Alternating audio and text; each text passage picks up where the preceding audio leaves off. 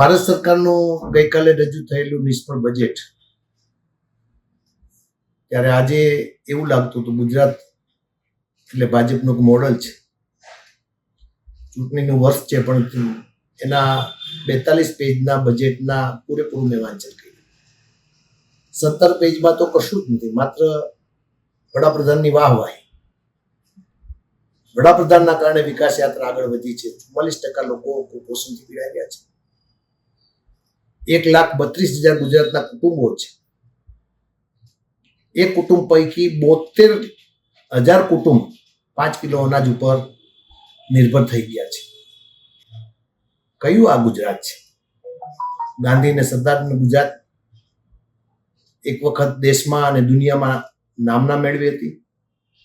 આજે ગુજરાત ગરીબનું ગુજરાત બન્યું છે. 72,000 કુટુંબો 5 કિલો અનાજ ઉપર જીવન નિર્વાહ કરે છે. એનો અર્થ એવો કે 6.5 કરોડની જનતા પૈકી 4 કરોડની જનતા તો માત્ર 5 કિલો અનાજ ઉપર ચાલી રહી છે. 22,000 કરોડ રૂપિયા રસ્તા માટેનું બજેટ ફાળવ્યું છે. એક પણ નવો રસ્તો જાહેર કર્યા નથી. એને થીગડા મારવા માટેની વાત છે. ચાલી રહેલા કામ માટે વહીવટી પૈસા વાપરવાની વાત છે.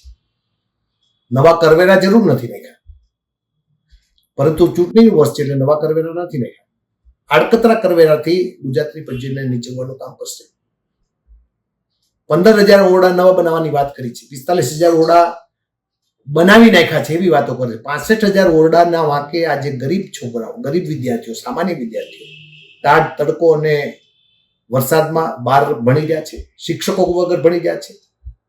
ત્યારે એ નવા ઓરડા બનાવવાની વાત છે. કોમ્પ્યુટર 1 લાખ આપ્યા છે, હજુ નવા કોમ્પ્યુટર આપવા માટેની વાત છે.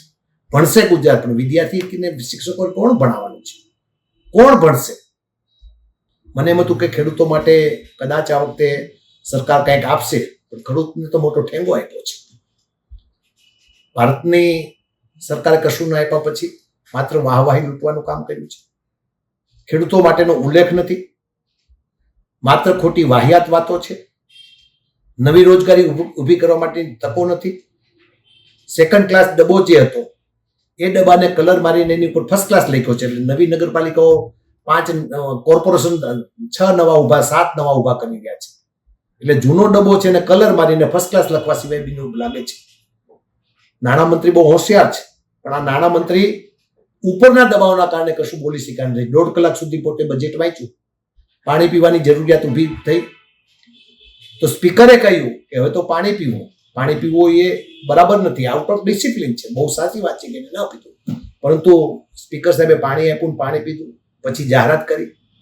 પરંતુ સૌથી વિશેષ વાત આજની બજેટમાં એ હતી કે 35 વર્ષથી ભારતીય જનતા પાર્ટીનું રાજ ચાલે છે. પત્રકારોએ આજે બહિષ્કાર કર્યો, ચોથી જાગીરે બહિષ્કાર કર્યો છે. ચોથી જાગીર ખરેખર જાગીર છે. આ દેશનું પ્રાણવાયુ ચોથી જાગીર છે. અને એ જાગીરે જ્યારે આ બજેટનો બહિષ્કાર કર્યો છે ત્યારે મને લાગે છે ગુજરાત આજે બેબાકલું બન્યું છે. માત્ર જીતવાની લાઈવમાં ગમે એને પકડીને પૂરી દેવામાં આવે છે, ખસી કરી દેવામાં આવે છે. કોંગ્રેસના આટલા લોકો જોડાણા, કોંગ્રેસના તમે 35 વર્ષથી કોંગ્રેસના કાર્યકર્તાઓને જોડી રહ્યા છો, છતાં પણ 1500 કાર્યકર્તાઓ જોડાઈ રહ્યા છે. એના ઉપરથી ભારતીય જનતા પાર્ટી સમજી લેવાની જરૂર છે કે કોંગ્રેસ લોકોના આત્મામાં આવ્યો છે, એના હૃદયમાં આવ્યો છે. રાહુલ ગાંધીની ભારત જોડો જે યાત્રા ચાલી રહી છે, એટલા બધા લોકો ભેગા થાય છે એને દેખાડવામાં આવતા નથી. સુપ્રીમ કોર્ટના વકીલો આંદોલન કરે. ગઈકાલે 1 લાખ લોકો ભેગા થયા પાર્લામેન્ટની સામે. નરેન્દ્રભાઈ મોદી, દેશના વડાપ્રધાન, તત્કાલીન રાજ્યના મુખ્યમંત્રી પાર્લામેન્ટમાં હતા.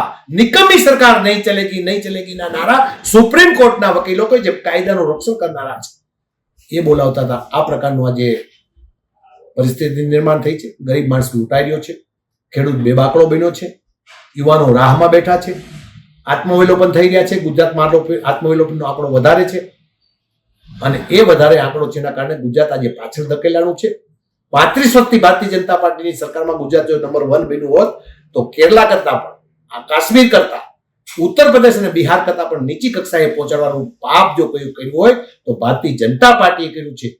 ચૂંટણી આવે છે ત્યારે મને લાગતું હતું ખેડૂતો માટેની કંઈક રાહત આપશે, કોઈ રાહત આપી શક્યા નથી અને માત્ર બજેટ વાંચવાનું કામ કર્યું છે. આવતીકાલે નાણામંત્રીનો જન્મદિવસ છે ત્યારે એમને જાહેરાત કરી કે વાપીને કોર્પોરેશન આપ્યું છે.